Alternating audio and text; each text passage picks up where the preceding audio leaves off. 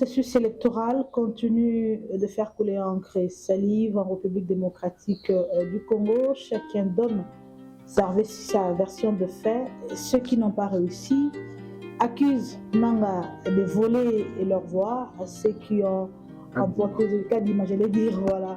Ceux qui ont remporté les élections, on lui félicite. Alors chacun dit ce qu'il a vécu. Aujourd'hui, nous avons cherché celui qui est neutre. Il n'est même pas candidat, il n'a rien à voir avec les élections, j'allais dire la candidature aux élections.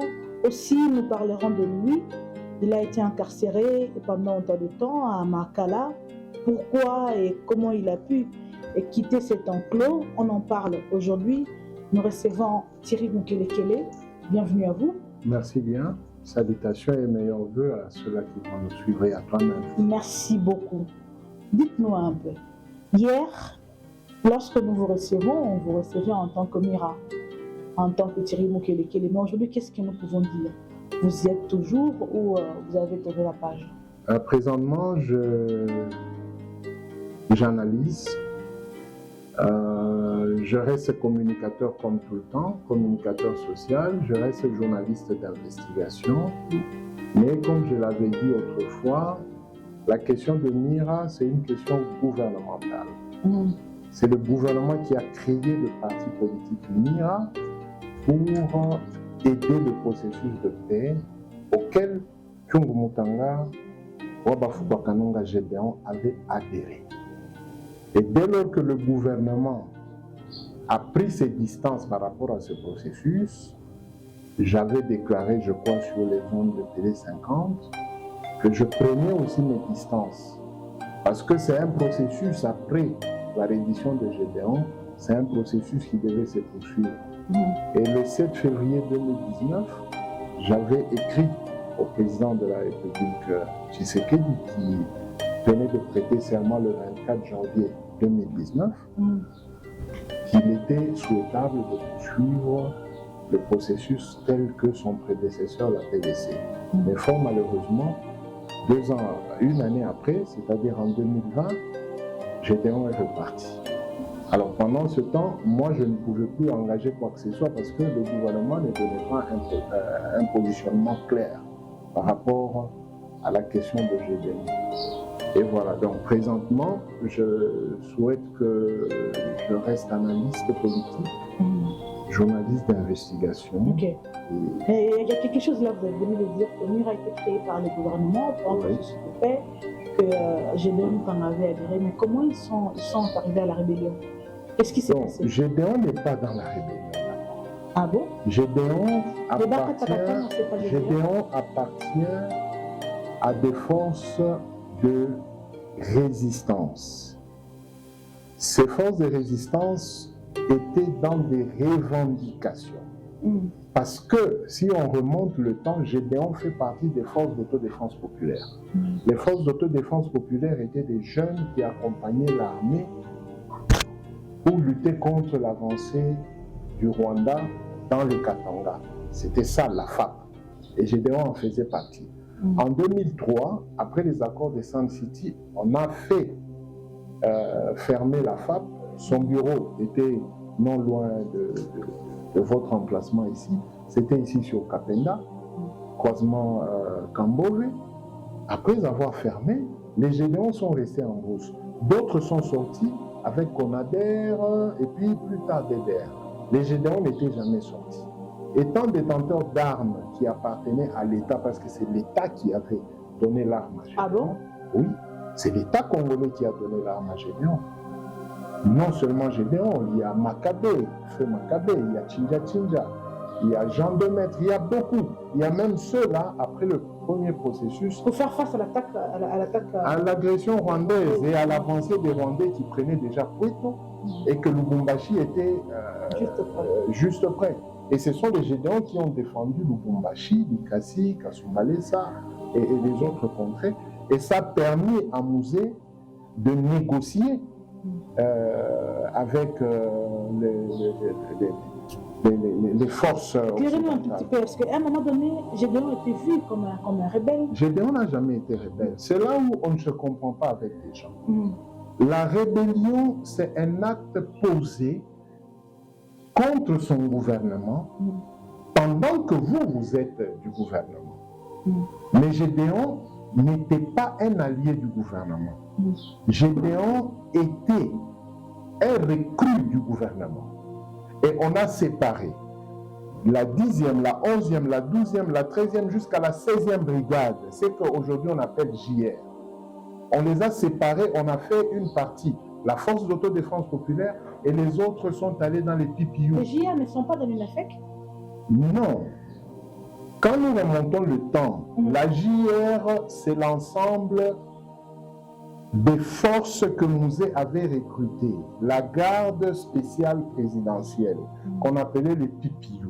Okay. Plus tard, c'est celle-là qui deviendra la garde républicaine par rapport à la constitution actuelle, les FRDC, par rapport à l'assemblage des forces qui se battaient. Dans les FRDC, les FAP n'étaient pas là.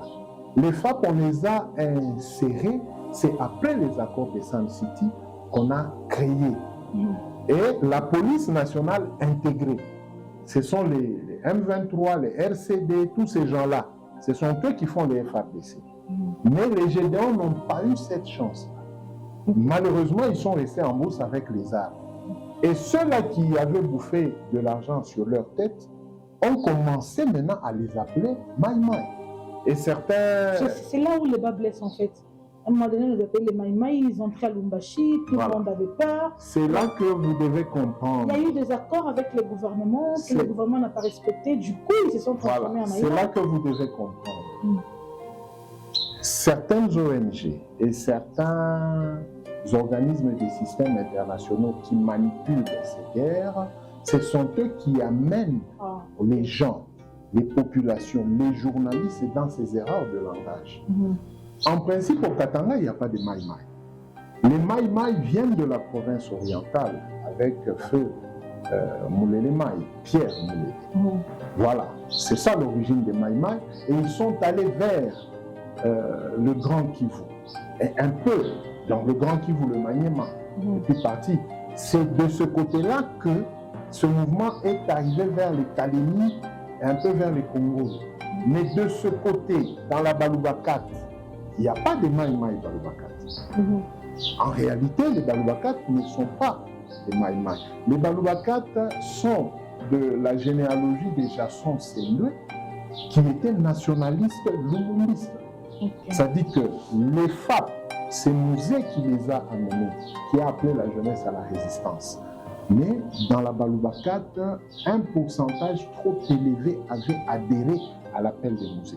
Alors les Gédéons qui étaient dans le Nord Katanga ont adhéré et ont résisté pour que tout le Nord Katanga ne tombe pas entre les mains de l'envahisseur. C'est ça la naissance de Gédéon. Maintenant, tous ces malins-là, ils n'ont pas pu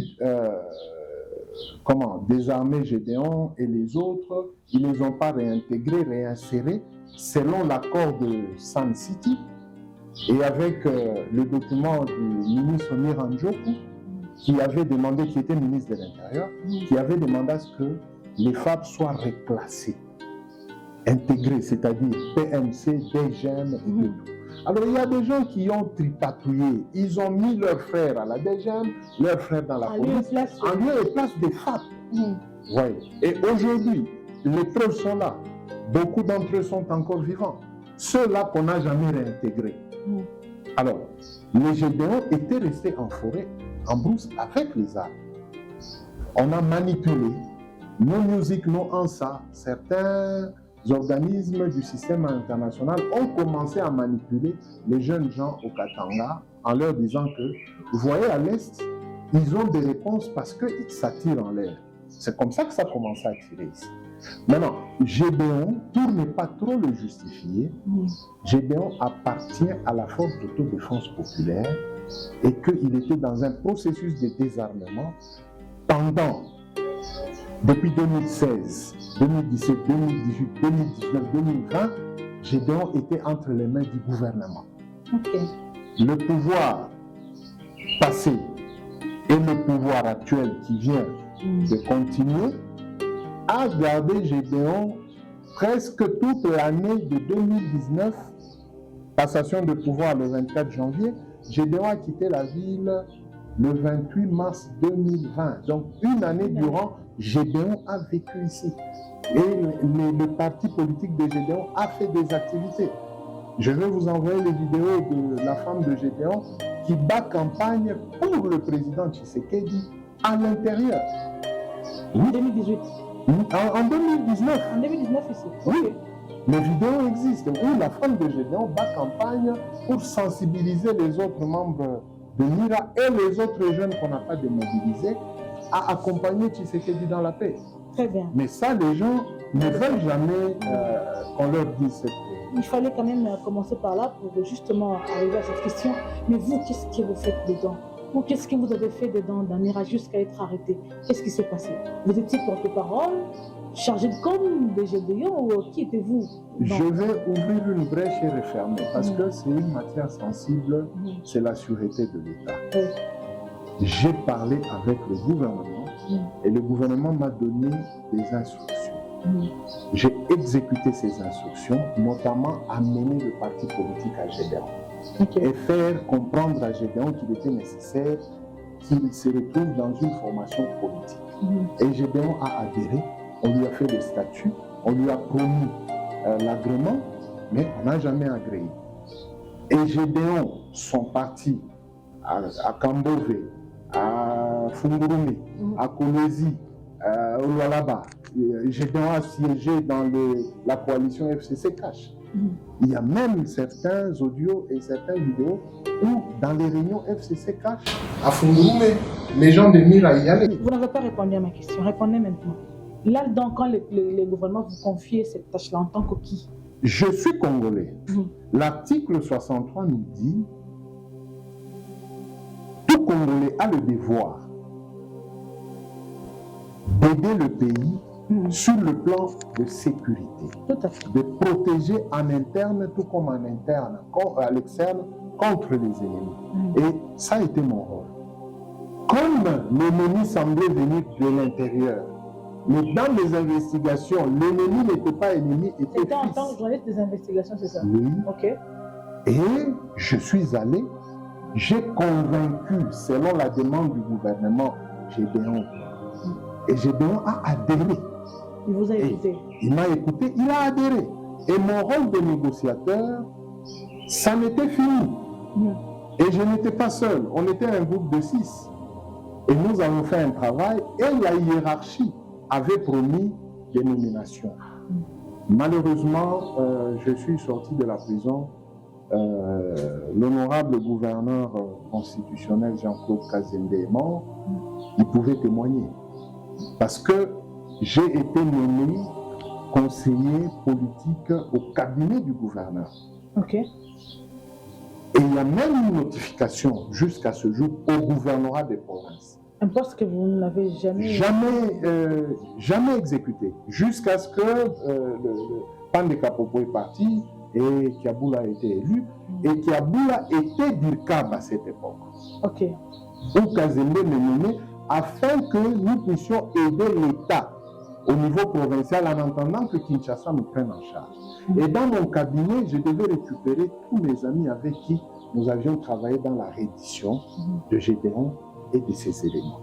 Voyez-vous? Alors, après, quand les choses se sont compliquées, sur le plan argent, il y a eu beaucoup de tripatouillage, nous nous sommes retirés, nous les négociateurs. On a laissé et on n'a rien eu. On n'a pas eu l'argent du gouvernement. Ok. Ouais, Jean-Claude Kazembe nous a donné un jour 1 million de francs. Le premier jour dans la réunion, $1 000 et tout. Mais Thierry Mukelekele et ses amis n'ont jamais eu un remerciement du gouvernement, même dire merci Mukelekele, ou une enveloppe de l'ordre de 5 000, 10 000, 100 000, non. Mais nous avons engagé nos moyens pour que l'État recouvre la paix. Et nous avons fait. Maintenant, en 2020, quand Gédéon est parti, moi j'étais déjà dans autre chose. D'abord, je crois que vous aviez suivi la petite vidéo où Kamboa Fouako, j'étais en train de plaider. Ça avait compliqué. C'est l'épouse de Gédéon qui va demander au général. Lui, il comprend souvent le langage de Thierry Mukelekele. Faites venir Thierry Mukelekele. Je ferme la parenthèse. Beaucoup m'ont pris pour un vaurien, de mettre à genouiller devant Gédéon et tout. Mais tout le monde ne sait pas l'acte que j'avais posé là-bas et ce que j'ai fait pour sauver la nation. C'était passé. Mais en 2021, une année plus tard, on m'appelle par un jeune frère qui est major à la 22e région. Non, Moukouba, je voulais qu'on se voie parce qu'on m'a nommé ici, qu'on échange un peu, vous qui connaissez un peu les aspects sécuritaires. Depuis le départ de Gédéon, on ne comprend pas. C'est normal. Chaque fois, la région militaire m'appelle, la police m'appelle, l'armée m'appelle. Et madame, on ne m'a jamais arrêté, ni par avis de recherche, ni par convocation, non. On m'appelle par téléphone.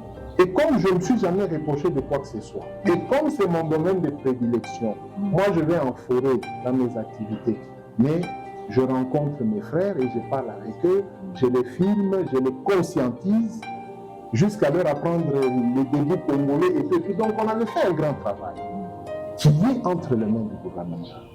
Et après, le 2 février, là, ce major m'appelle, c'est lui qui va me prendre dans son véhicule jusqu'à la 22e région militaire. Et c'est là que les déboires de Mukelekele ont commencé.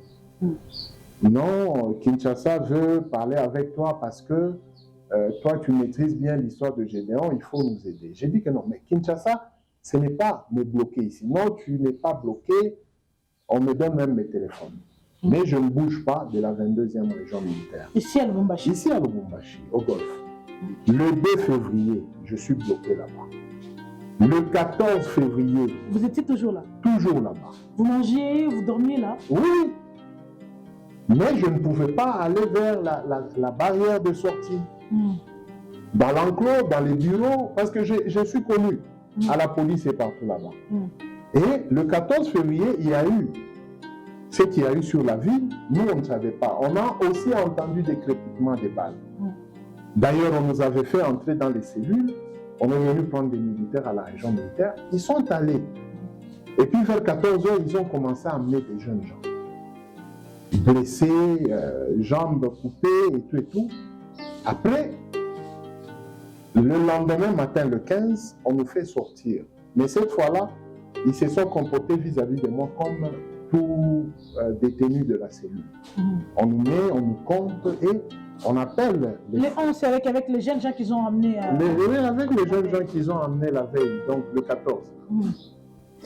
On commence à poser des questions à ces jeunes gens. Connaissez-vous cet homme? Non, on ne connaît pas. Connaissez-vous cet homme? Non, on ne connaît pas. Non, mais c'est lui le journaliste de Gédéon. D'abord, les jeunes gens s'étonnent. Qu'on leur parle de Gédéon. Je prends la parole, je dis, excusez-moi mon colonel, parmi tous ces gens, il n'y a aucun membre de Gédéon. Je ne les connais pas comme eux ne me connaissent pas. Il n'y a aucun membre de Gédéon. Si vous voulez les membres de Gédéon, faisons comme on l'a fait il y a 4 ans, 5 ans. Allons en forêt, vous allez les voir, parce qu'eux, ils ne sont jamais sortis. Ils attendent le go, comme on l'avait fait pour sortir des gens de Gédéon. Ok, ça va Thierry, tu peux te mettre. Je suis resté là-bas. Mais le 16, le soir, camionnette blindée avec des commandos et une liste, à peu près 7 personnes, et la dernière personne, Thierry Mukelekele.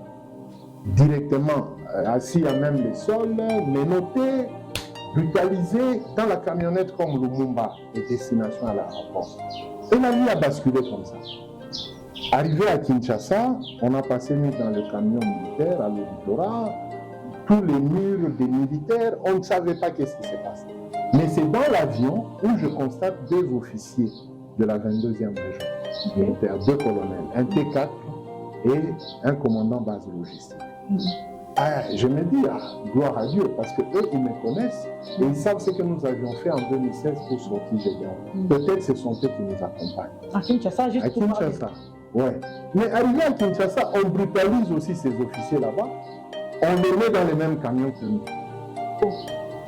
Nous passons nous dans le camion, on se soulage dans des bidons, des fioles d'Assane ou de Bonaparte. Et le lendemain matin, des interrogatoires, mais séparés, Je suis avec le lieutenant Jacques Mugabo du dossier Chebea. Ok. Noté au même bras. Mais la nuit, Jacques Mugabo disparaît. On ne sait pas là où on l'avait emmené. Et le lendemain, le 17, à 18h, on est à la prison militaire d'Endolo. C'est à la prison militaire d'Endolo, le 19, qu'on m'apprendra que je serai membre d'un mouvement insurrectionnel. Comme motif de dépôt, le map là, c'est mouvement insurrectionnel. Je rentre en cellule, je pose la question au colonel, mais nous sommes dans un même dossier, on dit que nous sommes dans un mouvement insurrectionnel. Le colonel s'enflamme, il dit que non, Thierry, tu te moques de moi, moi je suis dans l'armée, ça fait 10 ans que je suis colonel, comment que j'ai dit que non, là, le dossier, c'est ce qu'on dit. Moi, colonel, fou de l'armée, oui, voilà.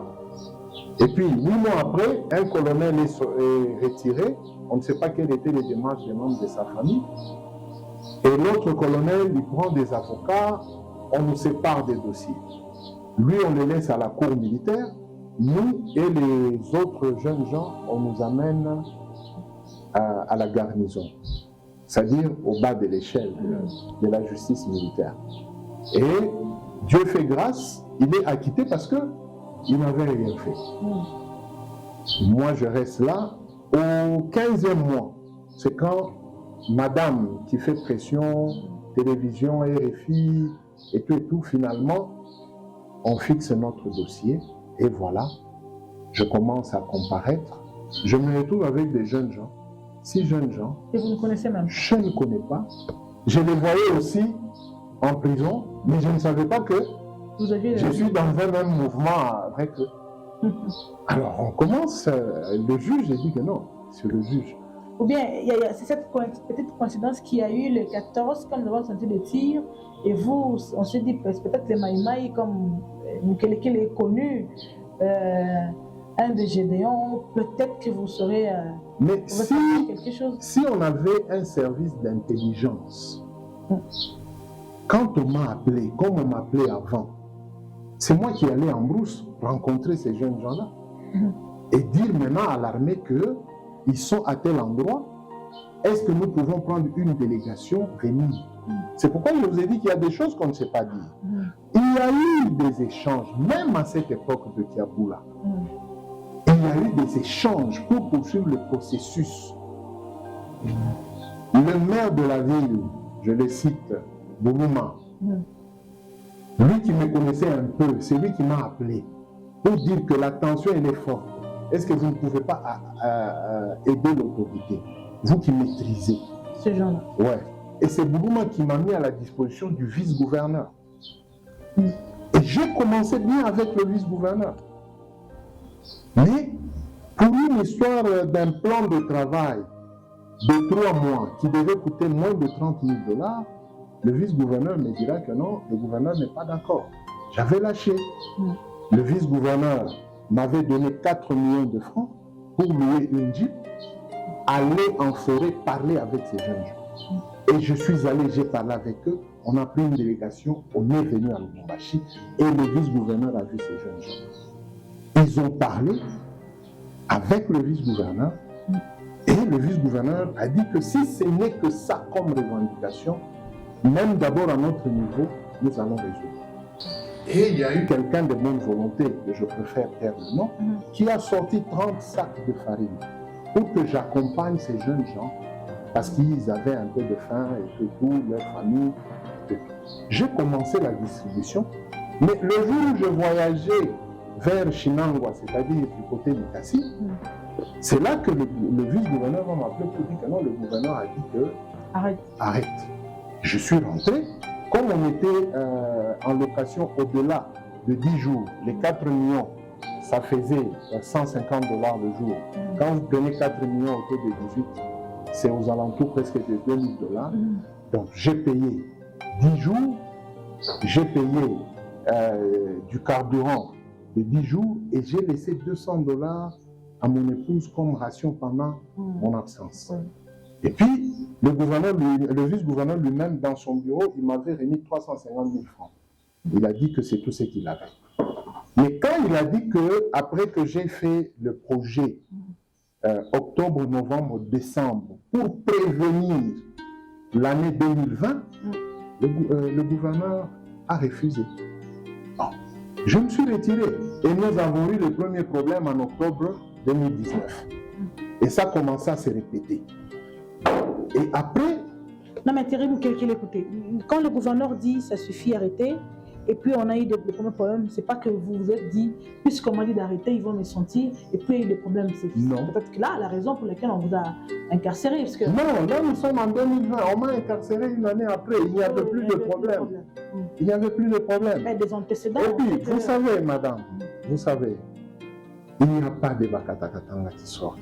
C'est faux. Même pendant que Gédéon était chez lui à la maison, il y a eu des petits malins dans le groupement ici, Kassongo, qui faisaient de la comédie. Ce sont ceux-là qui sont sortis vers la Ouachi. Vous appelez ça de la comédie? C'est de la comédie. C'est de la comédie. C'est de la comédie. Il y a des militaires, il y a des officiels qui entretiennent des jeunes gens. Parce que c'est moi qui connais c'est moi qui connais les combattants. C'est moi qui suis allé les chercher et on a sorti une bonne partie. Et certes, le jour où Gédéon sortait, il y a eu Machine, un de ses lieutenants, qui s'était défait parce que lui avait dit que se rendre, il n'était pas d'accord.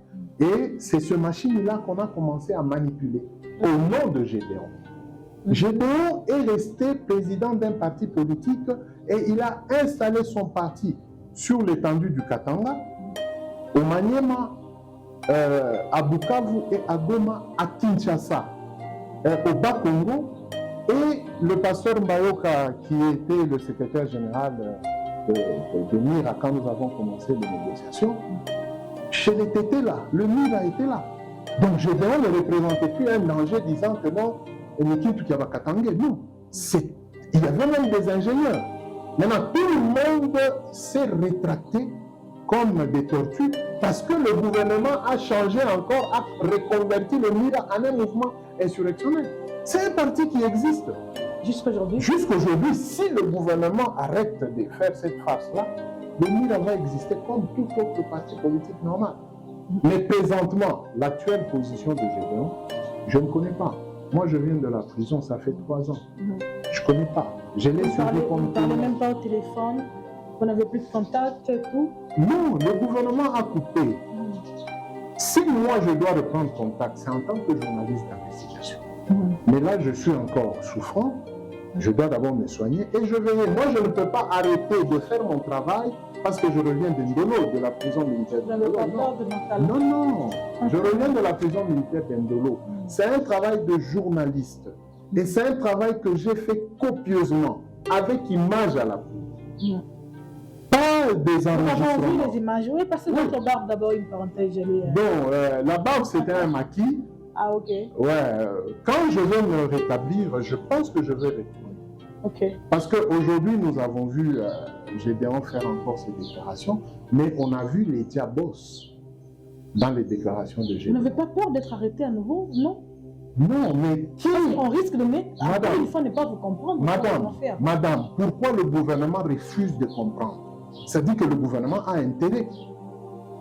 Moi, je veux comprendre pourquoi Gédéon est revenu encore porteur d'armes. Parce que Gédéon a déposé les armes devant le monde entier.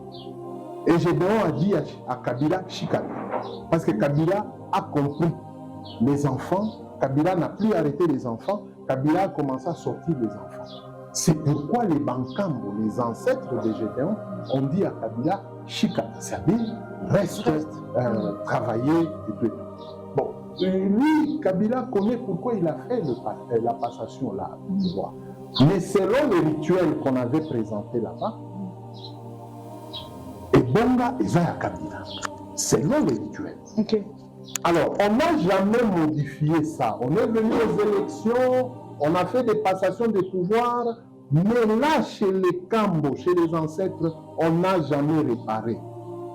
Ceux-là qui prient, ceux-là qui connaissent les histoires de Gédéon de la Bible, ils sont en train de comprendre non, mais ce qui s'est passé en RDC, c'est ce qui est constitutionnel. On n'a pas à gérer les pays avec des rituels. Écoutez, Kabila. Non, vous pensez qu'aux États-Unis... Il y a eu passation des pouvoirs aussi, encore une fois, aussi au vu de tout le monde. Madame, eh bien, le pouvoir continue. Madame, vous pensez qu'aux États-Unis, avant que Donald Trump ne prête serment ou Joe Biden ne prête serment, c'est seulement ce que vous voyez à la télé?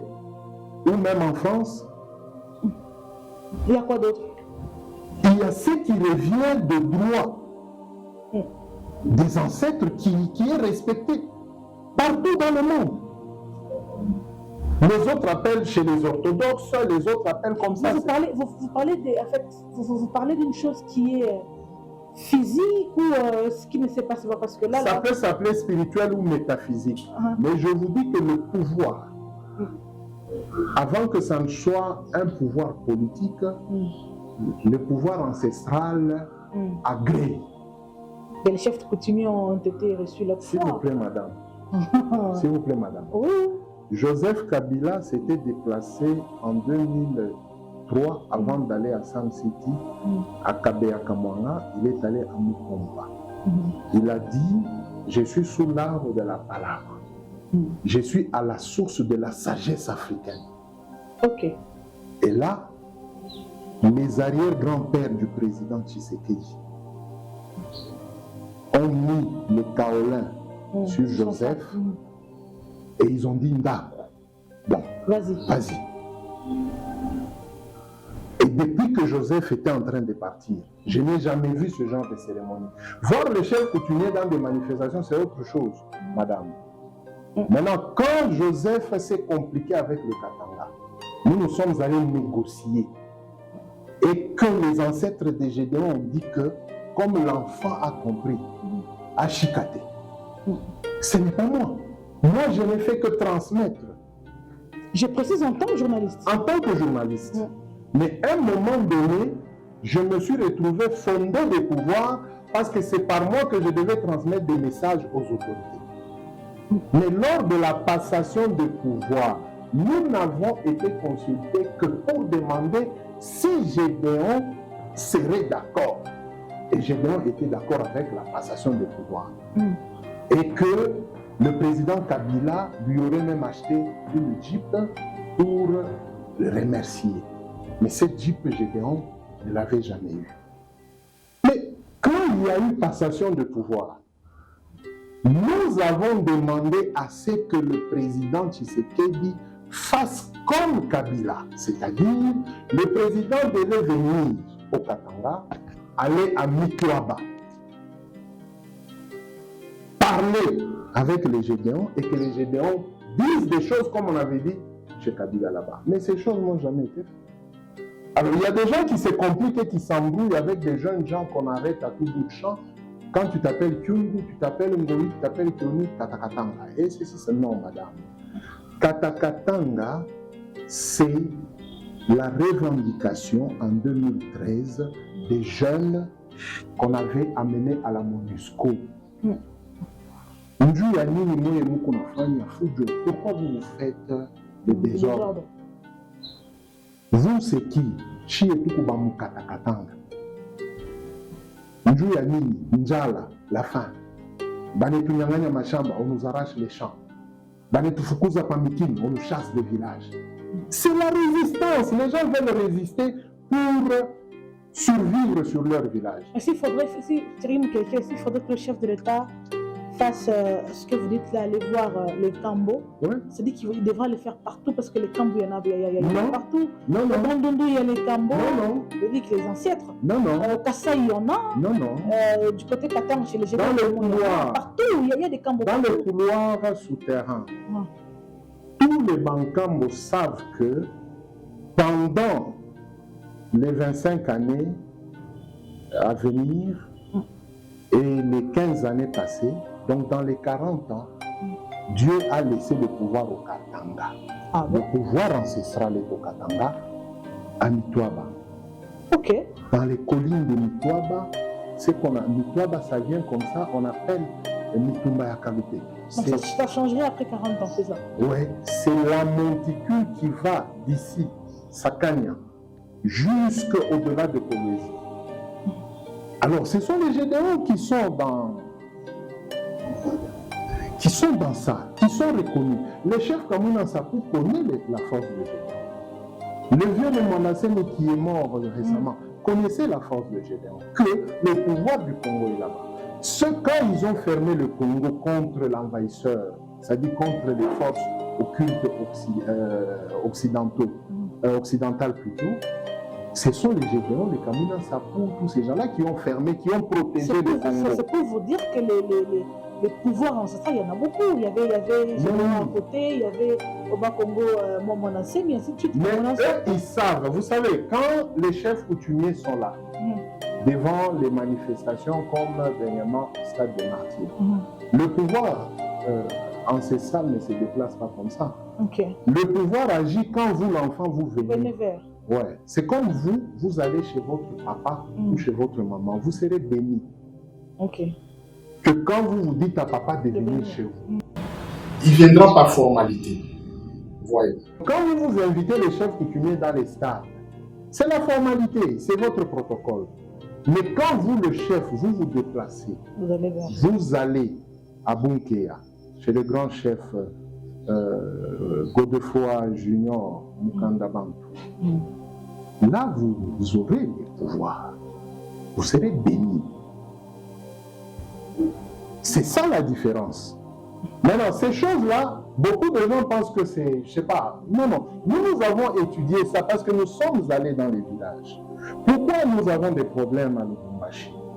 Parce que Lubumbashi, c'est la cité urbanisée du territoire de Kipushi, le plus grand village de Kipushi. Et Lubumbashi, ce n'est qu'une cité urbanisée. C'est comme Likasi qui est une cité urbanisée du territoire de Kamboué. Vous avez le chef Kifita, là où on appelle King Severe, vous avez Kamatete, vous avez Kimilolo, vous avez Inakiluba, vous avez Kaponda, vous avez Kashamata, vous avez Kasungami, vous avez Kilobelobe. Kilobelobe, ce n'est pas un quartier. Kilobelobe, c'est un village d'un chef.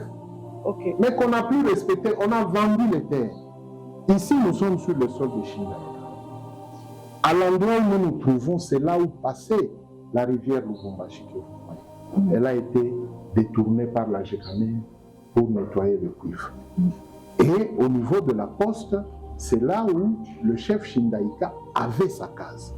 Donc toutes ces choses-là, quand les autorités ne connaissent pas, vous aurez des inondations comme ça. Mais le chef veut être chrétien, il n'a pas à se mélanger. Non. Même Dieu, quand il parlait à Gédéon dans la Bible, il disait « Va, renverse l'autel de tes parents ». C'est-à-dire que Dieu lui-même au ciel savait qu'il y a quand même des ancêtres. Parents, mais ça devait être renversé. Mais c'est ça. Alors, la différence, c'est quoi? Nous devons respecter nos coutumes, nos us et coutumes, et nous devons respecter Dieu. Parce que moi, je suis chrétien, je suis pentecôtiste. Gédéon connaît que j'ai Jésus-Christ comme Seigneur et Sauveur. Et moi, je le respecte dans ce qu'il fait. Et lui respecte mon Jésus. Et nous comprenons pour sauver la vie. Parce que nous, ce qui nous manque, c'est quoi? On ne connaît pas notre culture ou nos cultures. On ne respecte rien. Regardez ce qui s'est passé avec le chef Kombo à Kasumbalesa. On pense que non, les choses ont déjà évolué. Les églises, non, mais vous avez vu ce que le chef Kombo a fait. On ne pensait pas que les abeilles sortiraient vraiment à Kasumbalesa en plein centre-ville. Donc, ça existe. Alors, quand vous avez le pouvoir politique, il faut vous référer. Du coup, vous conseillez à Félix Tshisekedi de rentrer vers, comment on l'appelle, l'Inkambo du côté de là où il y a Gédéon. Mais oui, il doit revenir ici au Katanga. Il doit négocier avec le Katanga pour que ça lui permette... Mais il n'y a pas de problème, on négocie quoi là? Kyungu, là où il est tranquille. Non. Il n'y a rien qui fait que le chef... La comédie que vous appelez conflit Katangé-Kassaïen, ça vient de quoi? Qui peut expliquer? Qui est ce Katangé qui est en conflit contre un Kassaïen? Qui est Kassaïen, qui est Katangé? Par définition, par essence. Un Kassaïen, c'est lui qui vit dans l'espace Kasaï. Un Katangé vit dans l'espace Katanga. Donc, aujourd'hui, je m'étonne qu'il y ait des jeunes Kassaïens au Katanga. Non.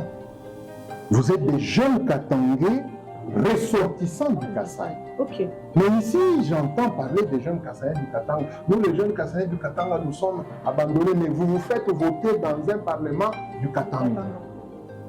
Donc les gens ne comprennent rien, ils ne connaissent rien. Et même les autorités ne connaissent rien. Parce que ce sont les autorités avec leurs regroupements et partis politiques qui entretiennent ça. Non, les jeunes ressortissants Luanzo ou les jeunes ressortissants Saint-Pierre, non. Un Saint-Pierre n'est pas un ressortissant, un Luanzo n'est pas un ressortissant, un Luanzo c'est un autochtone. Un Saint-Pierre c'est un autochtone, Jobene Boulongo. Mais vous prenez un Français, vous dites non, jeune ressortissant Luanzo. Le mot ressortissant. Non, on ne connaît pas l'histoire. Parce que non seulement la jeunesse, nous voyons même ceux-là qui s'appellent notables katangais. Ils ne savent même pas c'est quoi la katanganité, qui est katangais. C'est pas celui qui est né ici, non. Qui les parents ont fait quelque chose pour les Katanga, comme les gens disent Bakunda Mutolo, c'est pas ça. Non.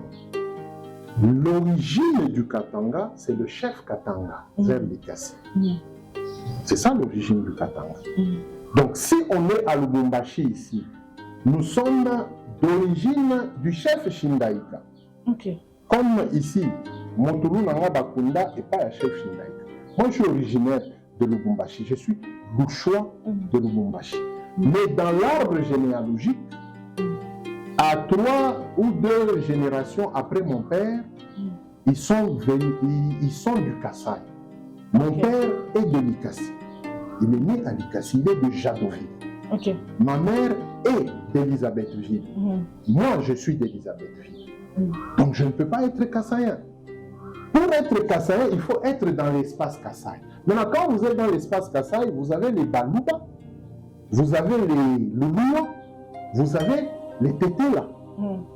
Et parmi les Balouba, vous avez les Bena, les Bakwa, et tout. C'est comme ici.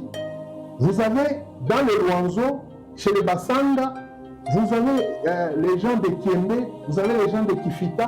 Ici, chez les Saint-Pierre, vous avez le Shindaïka, vous avez les Kaponda, vous avez les Kamatete, vous avez. Donc tout ça, il faut connaître pour ne pas retomber dans cette comédie de Bakata Katanga. Et même ces jeunes gens-là qu'on veut manipuler à être Bakata Katanga, ils ne connaissent pas l'histoire. Non. Tshombe, quand il a fait la sécession katangaise, Tshombe est fédéraliste nationaliste. Les indépendantistes katangais remontent de Moussiri Ier, le propriétaire du Katanga. C'est Moussiri qui a fondé le royaume de Karinganza, qui a la superficie de la France, le Katanga actuel. Quand on a tué Moussiri le 20 décembre 1890, le capitaine belge Bosson a implanté le drapeau de l'État indépendant du Congo à Bunké.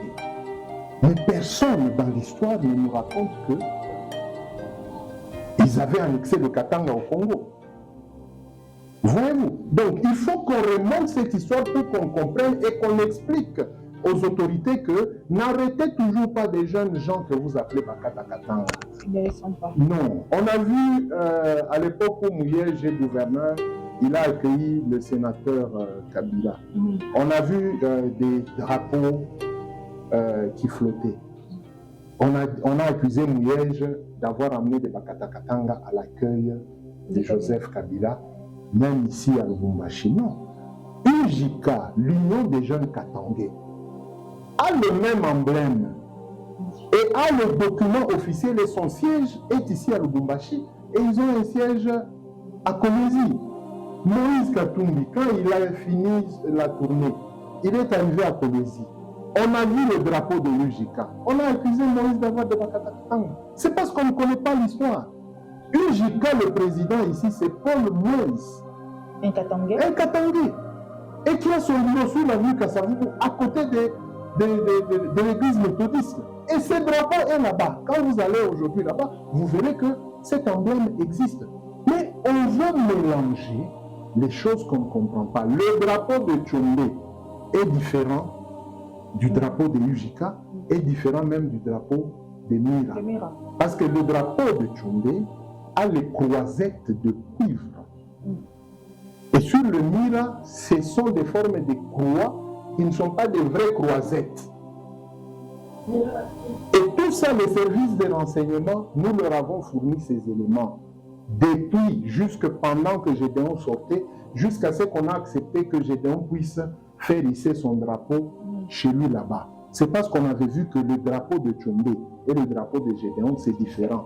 Le drapeau de Ujika et le drapeau de Mira, c'est différent. Donc, je chute en disant que les Bakata Katanga, ça n'existe pas. Ce sont des jeunes qui revendiquent. Il faut leur tendre la main, les sortir de la forêt, leur orienter, si c'est dans l'armée, dans la police, ou leur donner un service, comme d'autres qui sont à Kamina aujourd'hui.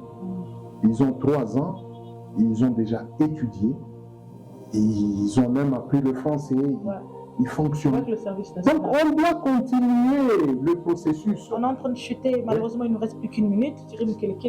Mais vous ne pensez pas, quand vous dites que ce sont des revendications, l'État doit tendre la main à ses enfants, vous ne pensez pas que ça risque de devenir une habitude à ces jeunes gens, et quand l'autre voit qu'on a acheté des chaussures à mon ami parce qu'il a pleuré, mais j'aimerais moi aussi pleurer pour avoir les mêmes chaussures. Non. Vous ne pensez pas que ça risque de devenir dans tout le coin, il y aura des revendications que l'État... Que le président de la République veille sur ses collaborateurs pour que ces collaborateurs ne puissent pas manipuler.